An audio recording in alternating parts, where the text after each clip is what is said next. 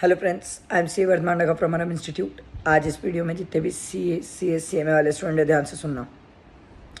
एक अच्छा कंसेप्ट बताता हूँ। एग्ज़ाम के लिए तो बहुत इंपॉर्टेंट है।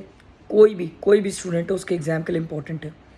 सर, अपडेटेड रिटर्न हर स्टूडेंट को याद है। सर, पिछली बार का अमेंडमेंट है, सेक्शन 139(8A। सबको पता है अमेंडमेंट आया था।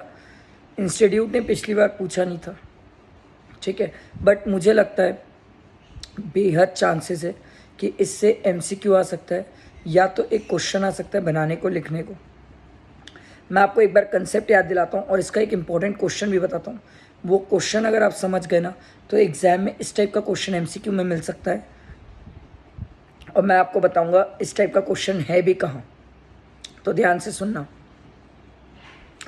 सर, अपडेटेड रिटर्न हम सब स्टूडेंट ने पढ़ा है कि सर, कोई भी ऐसा पर्सन जिसने रिटर्न फाइल नहीं की है, उसको सरकार ऑप्शन देती है कि असेसमेंट ईयर ख़त्म होने के 2 साल तक वो अपडेटेड रिटर्न डाल सकता है।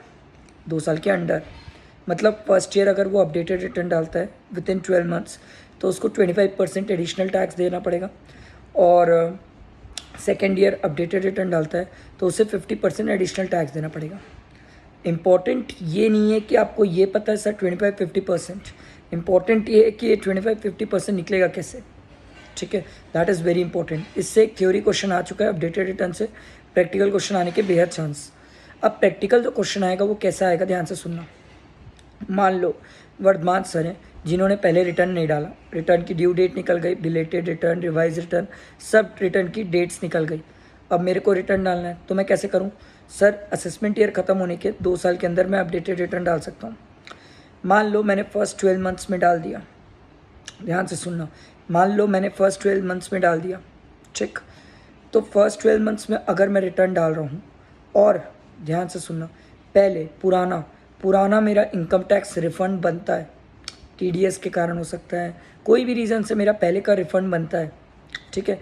मान लो रिफ़ंड बनता है मेरा 40,000 का, ठीक है। अपडेटेड रिटर्न जो डाला उसमें मेरा सर टैक्स लाइबिलिटी आई 50,000। मान लो इंटरेस्ट आया 10,000। सर, आपको MCQ में क्या करेगा, 25% में वो 50,000 इस बार का अपडेटेड रिटर्न का टैक्स प्लस इंटरेस्ट 60,000 का 25% देगा ऑप्शन में, ठीक है। 40 + 50 + 10 1 लाख का 25% देगा ऑप्शन में। फिर जो 40,000 रिफंड था उसका 25% देगा, ऐसे करके घुमाएगा।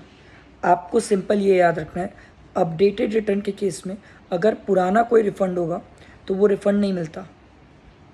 आपको क्या करना है सर, वो एडिशनल टैक्स निकालते टाइम उस रिफ़ंड को भी इंक्लूड करना है और टैक्स निकालना है। जैसे अपने एग्जांपल में 40,000 रिफ़ंड था प्लस 50,000 अपडेटेड रिटर्न का टैक्स था प्लस 10,000 इंटरेस्ट था, तो टोटल मिला के हो गया 1 लाख। तो आपका जो एडिशनल टैक्स आएगा ना वो 25,000 आएगा, 1 लाख का 25%। बिलीव मी, बहुत इंपॉर्टेंट है ये, गलती होने के बहुत स्कोप।